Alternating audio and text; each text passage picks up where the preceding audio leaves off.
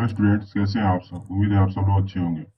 आज हम लोग द्विपक्षीय द्विपक्षीय संबंधों की श्रृंखला में हम लोग और चीन के संबंधों का अध्ययन करने वाले हैं। भारत चीन का संबंध यहाँ पर द्विपक्षीय संबंध श्रृंखला का प्रथम टॉपिक है। यहाँ पर है यह 2026 में प्रमुख रूप से सुर्खियों में रहा है। क्यों जी? यहाँ पर देख सकते हैं कि इसकी स्थापना भारत चीन राजनयिक संबंधों की स्थापना का 75 वर्ष पूरा हो चुका है।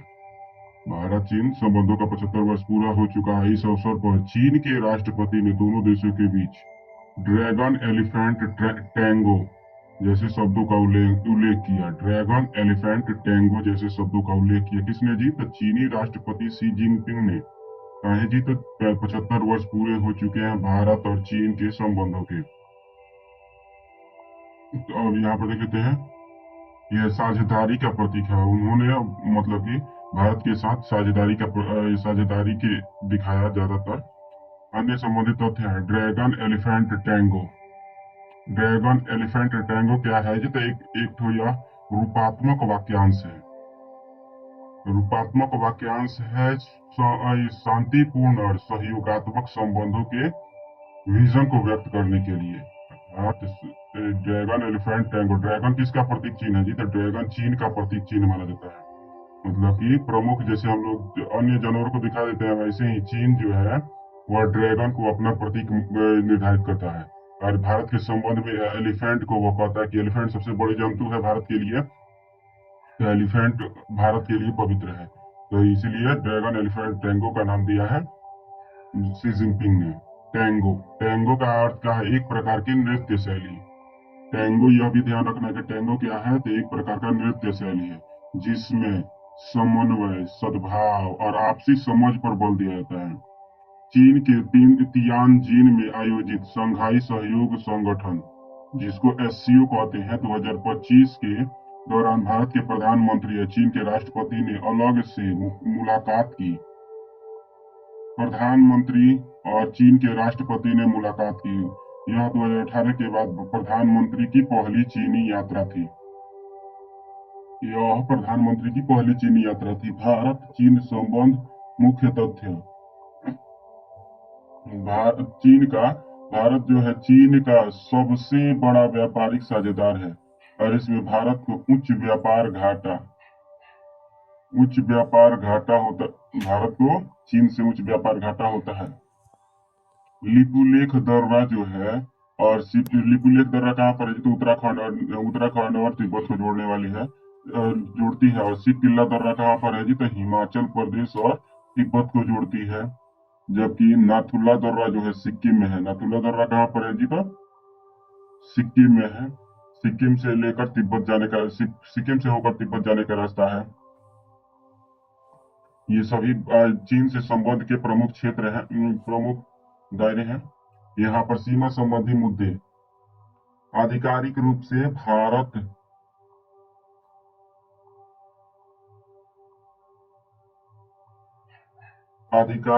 से भारत एलएसी की लंबाई, मतलब कि विवाद का मुद्दा क्या है जी? तो एलएसी को लेकर सीमांकित नहीं है।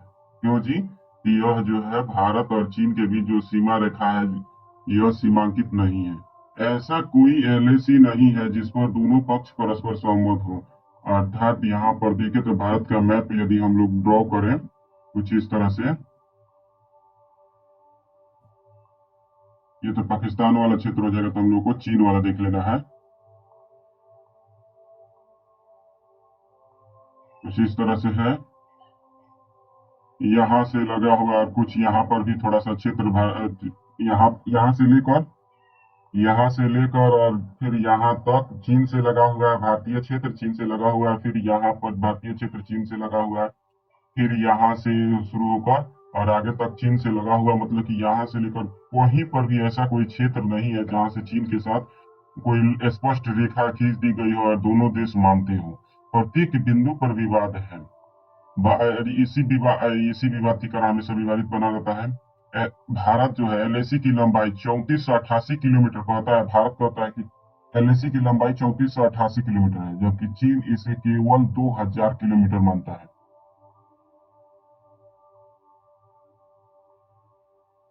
अब आप कहिएगा कि 2000 किलोमीटर कैसे हो जाएगा? चीन कहता है कि ये जो पूरा लद्दाख है वह किसका है जी? यहाँ पर ये पूरा लद्दाख ये इस तरह से ऐसे लाइन खींच देता है और कहता है कि सीधे ये पूरा लद्दाख चीन का है। अर्थात ये जो लंबाई ज्यादा बढ़ रही है, इन्हीं सभी लंबाई को कम कर देता है। यहाँ पर भी छोटा सा क्षेत्र ये इतना घुमा हुआ है तो इसको ये ऐसे सीधा कर देता है और पूरे अरुणाचल प्रदेश को अपना भूमि बता देता है। तो यहाँ पर इसी के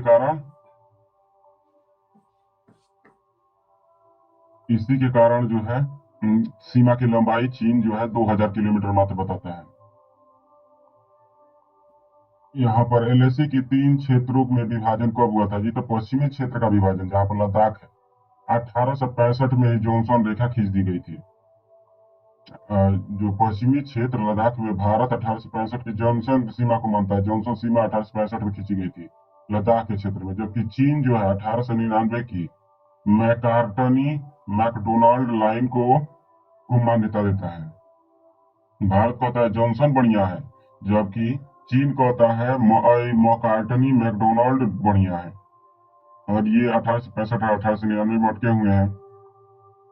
मध्य क्षेत्र जो हिमालय और उत्तराखंड का प्रदेश है, काफी हद तक निर्विवादित है। अर्थात हिमाचल हिमाचल और उत्तराखंड के क्षेत्र में ज्यादा विवाद नहीं है। विवाद कहाँ पर? तो लद्दाख में और अरुणाचल प्रदेश में। कहाँ कहाँ पर है जी? तो चीन के साथ विवाद तो ज्यादातर कहाँ पर है? तो यहाँ पर हमेशा सुनते हैं कि यहाँ पर एलएसी पर विवाद हुआ है, तो यहाँ पर इन क्षेत्रों में विवाद है और फिर से इन क्षेत्रों में विवाद है। मध्य के क्षेत्र यहाँ से लेकर जो हिमाचल प्रदेश से लेकर उत्तराखंड तक के बीच में विवाद नहीं है चीन के साथ।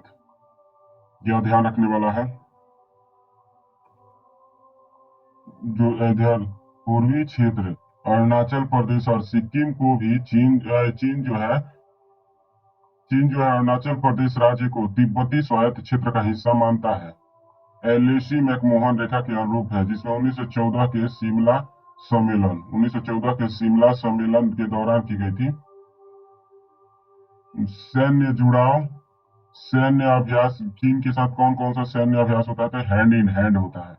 इसको ध्यान रखना है कि चीन के साथ सैन्य जो अभ्यास होता है उसका नाम है हैंड इन हैंड।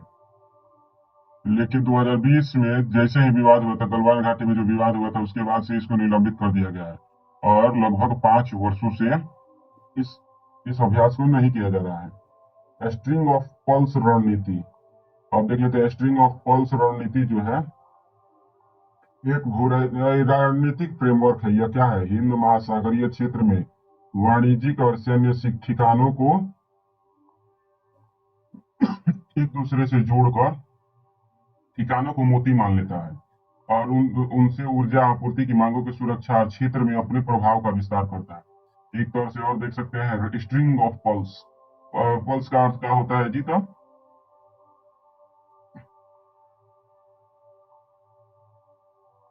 मोतियों की माला, जिसका अर्थ होता है मोतियों की माला। अब यहाँ पर देख लीजिए कि ये जो है हिंद महासागर क्षेत्र कुछ इस तरह से आप देख सकते हैं कि यहाँ पर कुछ ये, उसके बाद से ये अरब प्रायद्वीप है और यहाँ से हम लोग लाल सागर बना देते हैं और ऐसे कुछ भारत बना देते हैं।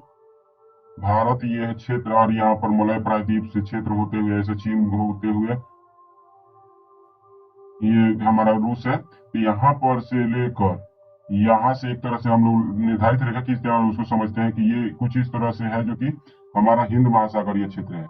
हिंद महासागरीय क्षेत्र में यहाँ पर चीन है, यहाँ पर इंडिया। तो चीन क्या करता है कि जो भी महत्वपूर्ण क्षेत्र है और जो भी यहाँ पर श्रीलंका का हम्बनटोटा पोर्ट है, यहाँ पर मालदीव का पोर्ट है, जितने भी यहाँ पर जिबूती है, तो यहाँ पर ध्यान दीजिएगा चीन क्या करता है, इन देशों को ऋण जाल में फंसा लेता है, ऋण देता है। उसके बाद से जब वो चुका नहीं पाते हैं तो उन क्षेत्रों को, इनके बंदरगाहों को अपना अड्डा की तरह उपयोग करने लगता है, सैन्य अड्डा की तरह, और वहां से अपना एक नेटवर्क स्थापित कर लेता है कि एक निश्चित नेटवर्क स्थापित करके भारत को एक तरह से घेरने का काम करता है। ये एक ठो पल्स हो गया, मतलब कि मोती हो गया, ये मोती हो गया, ये मोती हो गया, ये मोती हो गया, मतलब कि बंदरगाहों की श्रृंखला को ही हिंद महासागर में उसने मोती का नाम दे दिया है, जिसको स्ट्रिंग ऑफ पल्स भारत को चारों तरफ से घेरने का काम करता है चीन।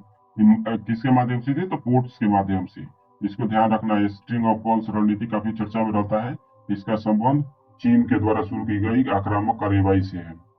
इससे उसकी इसकी दो मांगे पूरी होती है चीन की पहली मांग है कि यहाँ पर ऊर्जा की आपूर्ति, इन क्षेत्रों से निकलने वाले विशाल ऊर्जा ऊर्जा और धात्विक और गैर धात्विक संसाधनों की आपूर्ति यहाँ से होकर नाव के माध्यम से यहाँ पर से चीन, यहाँ से होते हुए चीन आसानी से ले जाई जा सकती हैं।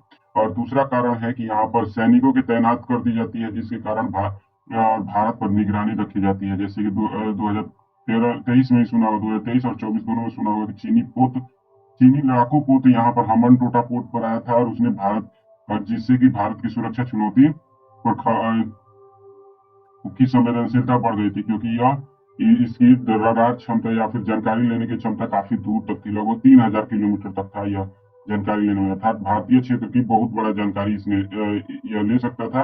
और ऐसा शंका जताया भी गया कि ले भी गया था। इसीलिए स्ट्रिंग ऑफ पॉल्स की रणनीति को काफी घातक माना जाता है भारत के लिए। अब देख लेते हैं, बंदरगाहों और सैन्य अड्डों के नेटवर्क भी स्थापित किए गए हैं। सैन्य अड्डों का नेटवर्क, चीन ने पाकिस्तान के ग्वादर, श्रीलंका का हम्बन टोटा, बांग्लादेश का चटगांव, म्यांमार का सितवे और कोको द्वीप, म्यांमार के कौन से जी, तो सितवे और कोको द्वीप में निवेश किया है, तथा जिबूती में उसका सैन्य अड्डा भी है। जिबूती में क्या है जी, तो सैन्य अड्डा है। चीन पीला सागर में नया क्षेत्र हथियाने के लिए दक्षिण चीन सागर जैसे सलामी स्लाइसिंग चालों का उपयोग कर रहा है। सलामी स्लाइसिंग चालों का उपयोग कर रहा है। यह एक विभाजित करो और जीतो का योजना है। यहाँ पर सलामी और स्लाइसिंग एक तो बहुत पॉपुलर चीज है और एकदम नया चीज है, और यह हमेशा पूछा जा सकता है। सलामी और स्लाइसिंग क्या है, यहाँ पर इस मैप पर ही समझ सकते हैं कि सलामी की रणनीति क्या है। चीन की एक नवीन रणनीति है जिसका नाम है सलामी और स्लाइसिंग। इसमें हम लोग देख लीजिए कि यहाँ पर अभी हम लोग समझ लेते हैं मैप पर के अनुसार क्या है जी। तो मान लीजिए कि वहां पर तो मैप पर ज्यादा समझना ज्यादा दूर हो जाएगा, कैसे कठिन हो जाएगा। ये मान लीजिए कि भारत की सीमा है, कुछ इस तरह से है, इस तरह से नहीं है लेकिन काल्पनिक रूप से मान लेते हैं ये भारत की सीमा है।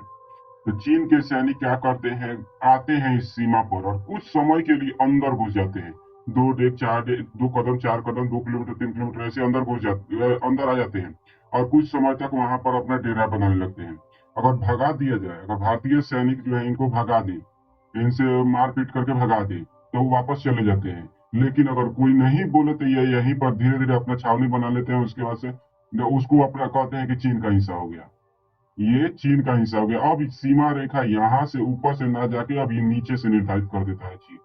इसी को और फिर से अगला बार क्या करेगा, अगली बार चीन के सैनिक जो है एक कदम और दूसरे क्षेत्र में एक कदम और आगे बढ़ जाते हैं। अगर कोई भारत के सैनिक या फिर किसी भी अन्य देश के सैनिकों ने इनको पदेड़ा मारकर भगाया तो ठीक है, नहीं भगाया तो इनको कुछ समय तक यहीं पर रहते हैं और इसको चीन की सीमा बना देते हैं।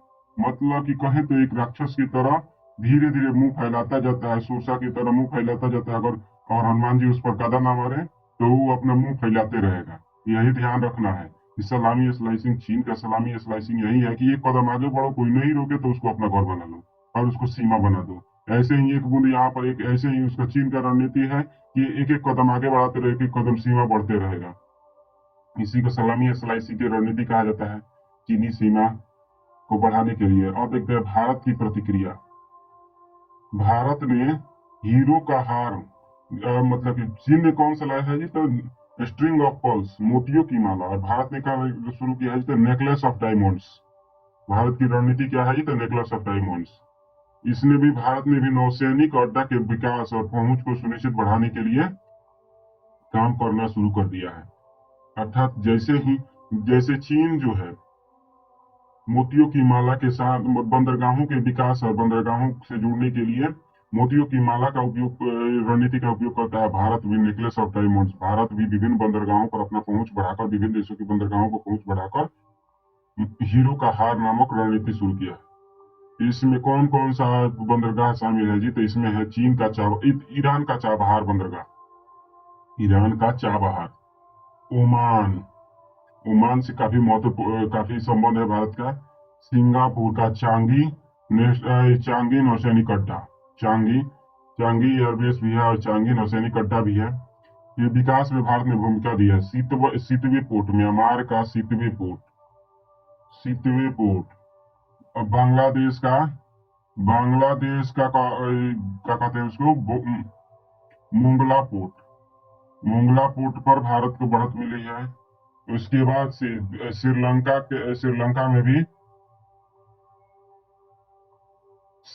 का भी एक जो बंदरगाह है, हम्बनटोटा तो चीन के पास है, तो भारत के पास भी एक कोई बंदरगाह है, छोटा सा है, वो भारत के पास है, 35 वर्षों के लिए भारत को मिला है। और इसके बाद से यहाँ पर हम लोग का मॉरिशस में भी बढ़त हासिल है। मॉरिशस का अगालेग जो है, अगालेग थी, जो भारत का एक तरह से कहें तो सैनिक अड्डा भी है माना जाता है, लेकिन भारत ने इसे इनकार किया, लेकिन चीन कहता है कि ये सैन्य अड्डा है। मॉरिशस के साथ साथ सिसेल और यहाँ पर मालदीव के सैनिकों को भी प्रशिक्षण देने के लिए भारतीय सैनिक जाते हैं और निगरानी रखने में सहायक होते हैं। इसके अलावा लक्षद्वीप में भी अपनी तैनाती बढ़ा रहा है भारत। लक्षद्वीप के साथ आप लोग ग्रेट निकोबार प्रोजेक्ट, GNP जिसको बोलते हैं, ग्रेट निकोबार प्रोजेक्ट में भी भारत की साझेदारी बढ़ रही है, और वह जो कि है इसको सैन्य अड्डा की तरह उपयोग करना चाहता है।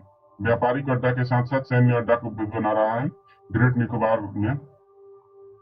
जो इंडोनेशिया के एक जो द्वीप है, इंडोनेशिया के बंदरगाह को भी अपने तौर पर विकसित करके अपना आधिपत्य बढ़ाना चाहता है भारत। अर्थात भारत ने भी चीन को छोड़ा नहीं है। जहां से मान लीजिए कि ये स्ट्रिंग ऑफ पर्ल्स की तरह जैसे ही चीन का रास्ता जाता है, भारत भी नेकलेस ऑफ डायमंड के साथ उसके आगे भी और उससे ज्यादा आगे बढ़ते हुए भारत ने भी कई सारे बंदरगाहों को अपना अड्डा की तरह उपयोग करना शुरू कर दिया है। तो यहाँ पर चीन को घेरने के लिए, चीन को साथ ही साथ भारत ने चीन के अपने क्षेत्र के हिंद महासागरीय क्षेत्र के साथ साथ दक्षिण चीन सागर आप लोग देखेंगे मैप में, एक बार देख लीजिए दक्षिण चीन सागर है कहाँ। दक्षिण चीन सागर एक तरह से देखे तो यहाँ पर मैप में नहीं दिखाया गया है।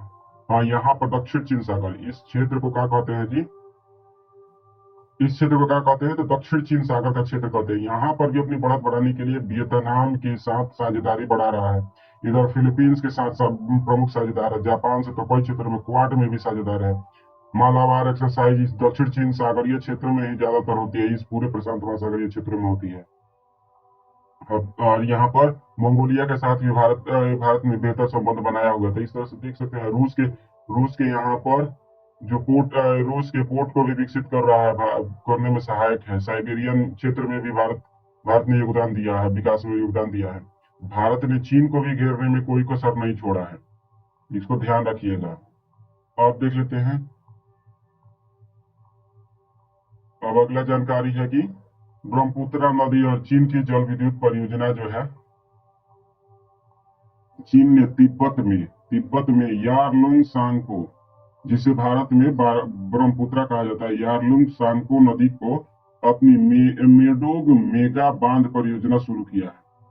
क्या नाम है जी, तो जो यारलुंग सांगपो या ब्रह्मपुत्र नदी पर तिब्बत में चीन ने कौन सा शुरू किया था, मेडोग मेगा बांध परियोजना, जिसको MMDP बोलते हैं, Medog mega dam programme, MMDP जिसको शॉर्ट फॉर्म बोला जाता है। चीन ने इसका नाम दिया है। व्यापकता और क्षमता यह जो है 3 गार्जेस डैम से भी ज्यादा विशाल है। विश्व का सबसे बड़ा बांध का नाम क्या है, तो 3 गार्जेस डैम, उससे भी 3 गुना अधिक शक्तिशाली है। और इसकी कितना हो जाएगा, तो 60 गीगावाट विद्युत उत्पादन क्षमता है इस मेडोग मेगा बांध परियोजना का। नदी जल सहयोग तंत्र जो है, भारत और चीन के मध्य नदी जल सहयोग तंत्र है, विशेषज्ञ स्तरीय तंत्र। 2006 में बाढ़ के मौसम में डेटा आपातकालीन प्रोटोकॉल, सीमा पार नदी से जुड़े मुद्दों का वार्षिक संवाद होता है। सीमा पार नदी के मुद्दों से पर वार्षिक संवाद होता है। सतलज पर हाइड्रोलॉजिकल डेटा साझा करना, या हाइड्रोलॉजिकल डेटा साझा करने पर समझौता ज्ञापन हुआ था, और के तहत तिब्बती स्टेशन से जून से अक्टूबर तक डेटा शामिल है। यह 2020 में समाप्त हो गया था।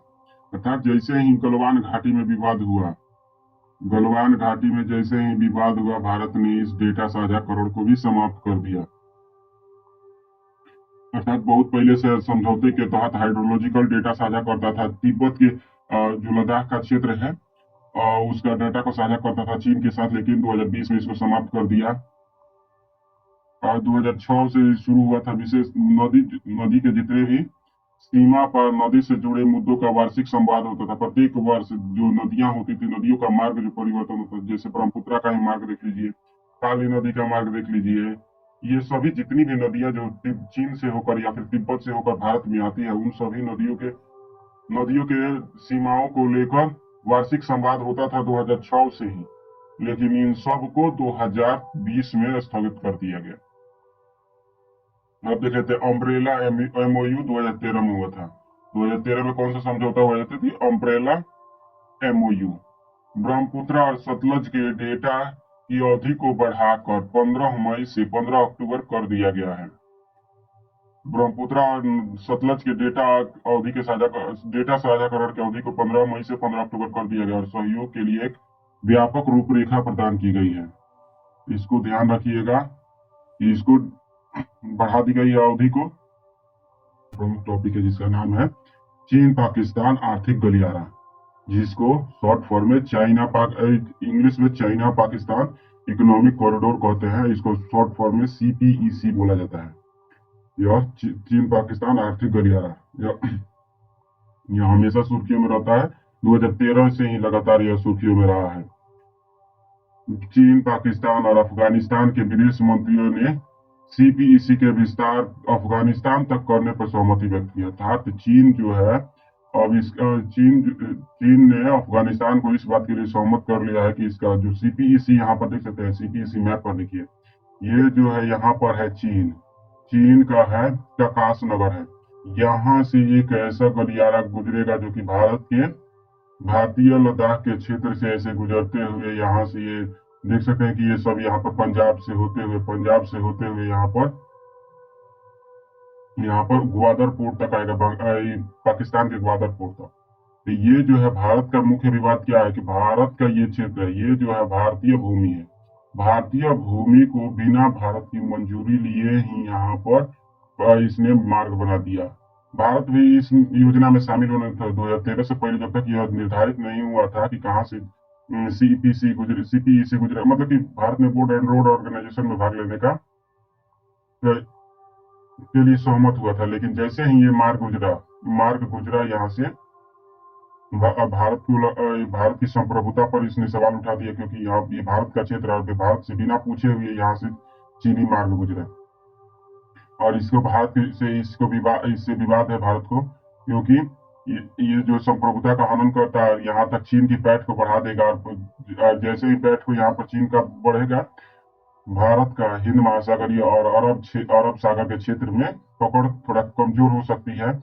इसीलिए भारत इसका विपक्षीधर है। अब लेकिन यहाँ पर 2025 में एक बैठक हुआ जिसमें कहा गया अफगानिस्तान जो यहाँ पर है, अफगानिस्तान ने भी कह दिया कि हम भी इससे जुड़ेंगे और यहाँ से एक मार्ग गुजरेगा जो कि अफगानिस्तान के वस्तुओं को भी इस मार्ग से ले जाकर इसको एक मार्ग प्रदान करेगा हिंद महासागरीय क्षेत्र में। अब CPEC के संदर्भ में समझ लेते हैं। BRI का एक हिस्सा है जिसे 2015 में शुरू किया गया था। BRI क्यों 2015 में शुरू किया गया था? सिल्क रोड इकोनॉमिक बेल्ट और मैरीटाइम सिल्क रोड को जोड़ता है। Silk road economic belt and maritime silk road को जोड़ता है। इसमें 3000 किलोमीटर लंबी सड़क रेलवे पाइपलाइन का नेटवर्क शामिल है। पाकिस्तान के ग्वादर पोर्ट से चीन के शिनजियांग उइगर स्वायत्त क्षेत्र के कासगर शहर तक जेल और गैस का परिवहन करता है।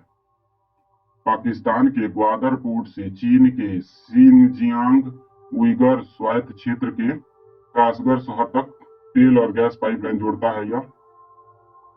अब हम लोग यहाँ पर BRI के संदर्भ में देख लेते हैं। इसे अंतर महाद्वीपीय संपर्क और सहयोग बढ़ाने के लिए 2013 में चीन द्वारा शुरू किया गया था।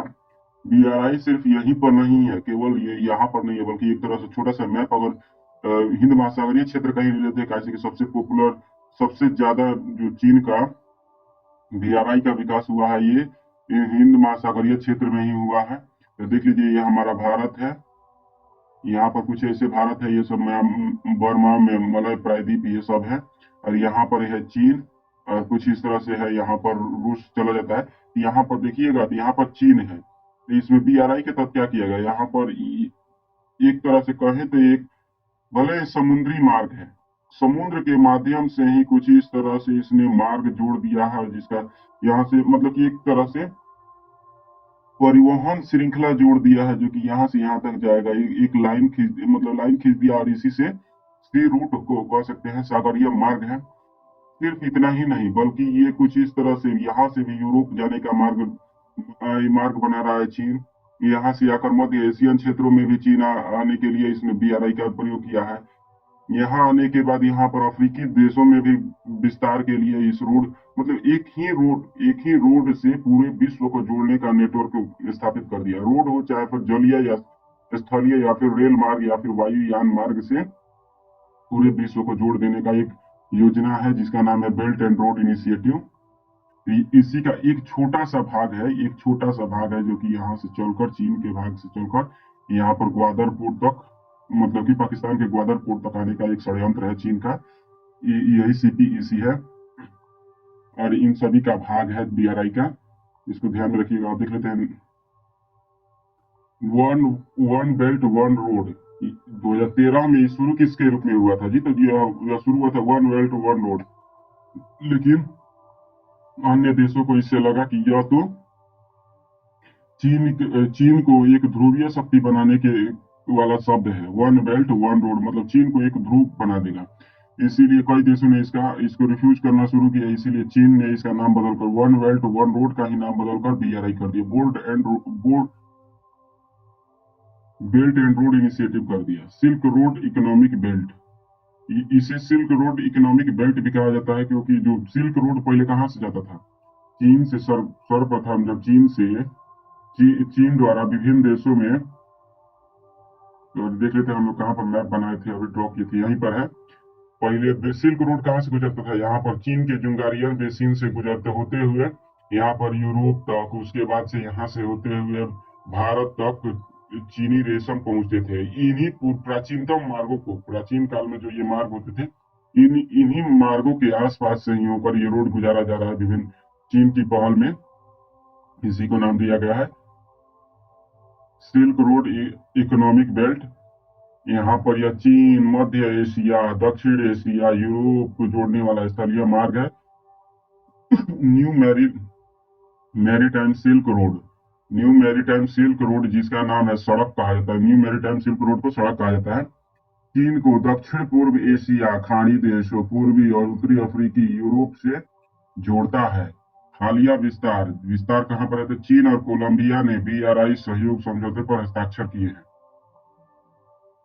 अब हम लोग का ये टॉपिक खत्म हो चुका है। अब हम लोग आगे नेक्स्ट टॉपिक पर बात करेंगे अगले क्लास में। तब तक के लिए धन्यवाद।